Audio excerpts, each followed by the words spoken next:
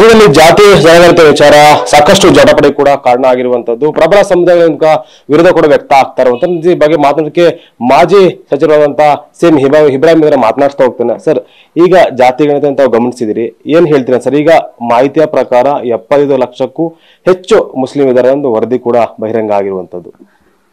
75 ಲಕ್ಷ ಅಲ್ಲ, ಅದು 1 ಕೋಟಿ ಮೇಲಿದೆ.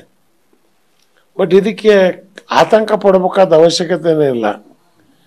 ಜಾಸ್ತಿ ಜನಸಂಖ್ಯೆ, ನಾವು ಜಾಸ್ತಿ ಇದೀವಿ, ನಮಗೆ ಬಂದಿದ್ದೇನು, ಏನಿದೆ ಇದರಿಂದ? ಸಂಖ್ಯೆ ಎಷ್ಟಿದೆ ಅಂದ್ರೆ ಗೊತ್ತಾಗಿದೆ ಅಷ್ಟೇ.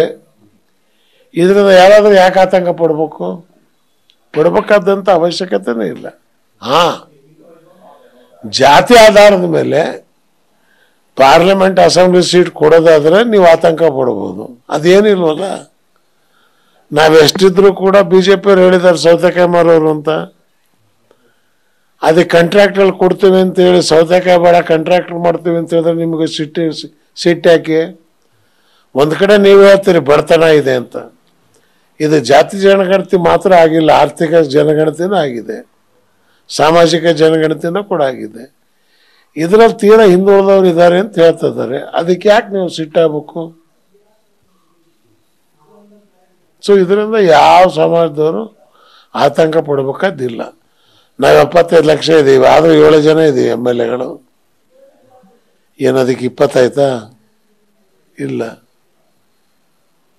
ಸೊ ಹಾಗಾಗಿ ಇದರಲ್ಲಿ ನಮಗೇನು ಇದರಲ್ಲಿ ಖುಷಿ ಪಡುವಂಥದ್ದು ಇಲ್ಲ, ದುಃಖ ಪಡುವಂಥದ್ದು ಇಲ್ಲ.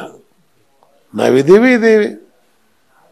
ಈಗ ಪ್ರಬಲ ಸಮುದಾಯಗಳಂತ ಕರೆಸ್ಕೊಳ್ಳುವಂತಹ ಲಿಂಗಾಯತ ಮತ್ತೆ ಈಗ ಒಕ್ಕಲಿಗ ಸಮುದಾಯ ವಿರೋಧ ಮಾಡ್ತಾ ಇದೆ. ಒಂದು ವೇಳೆ ಈ ಒಂದು ವರದಿ ಜಾರಿ ಆದ್ರೆ ಕರ್ನಾಟಕ ಒಂದು ಕೂಡ ಮಾಡ್ತೇವೆ ಅಂತ ಹೇಳ್ತಾರೆ. ಸರ್ಕಾರ ಕೂಡ ಬಿದ್ದೋಗುತ್ತೆ ವರದಿ ಅನ್ನೋದು ಅನುಷ್ಠಾನಕ್ಕೆ ಬಂದ್ರೆ ಅನ್ನೋ ಮಾತುಗಳನ್ನು ಹೇಳ್ತಾ ಇದ್ದಾರೆ.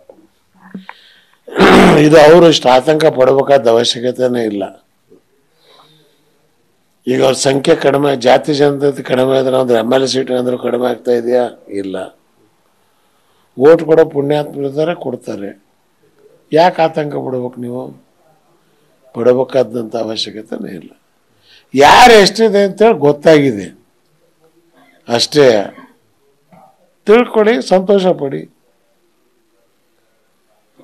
ಈ ಕುಮಾರಸ್ವಾಮಿಗೆ ಒಂದೇ ಮಗ, 10 ಮಕ್ಕಳಿದ್ದಾವೆ ಅಂತ ಹೇಳಕ್ಕಾಗತ್ತ? ನಾನು ಈ ನನಗೆ 8-9 ಜನ ಇದ್ದಾರೆ, ಯಾಕೆ ಇಷ್ಟ ಆಯ್ತು ಅಂತ ಯಾರಾದ್ರೂ ಕೇಳಕ್ಕಾಗತ್ತ? ಇದರಲ್ಲಿ ಸುಮ್ಮನೆ ಆತಂಕ ಪಡಬೇಕಾದ ಅವಶ್ಯಕತೆ ಇಲ್ಲ. ಈಗ ವರದಿಯನ್ನ ವಿರೋಧ ಮಾಡೋರಿಗೆ ಸಿಎಂ ಇಬ್ರಾಹಿಂ ಅವರು ಏನ್ ಹೇಳ್ತಾರೆ? ಕೈ ಮುಗಿದು ಪ್ರಾರ್ಥನೆ ಮಾಡ್ತೇವೆ, ಇದಕ್ಕೆ ಆತಂಕಕ್ಕೆ ಒಳಗಾಗಬೇಡ್ರಿ. ಇದರಿಂದ ನಿಮಗೆ ನುಕ್ಸಾನ್ ಇಲ್ಲ.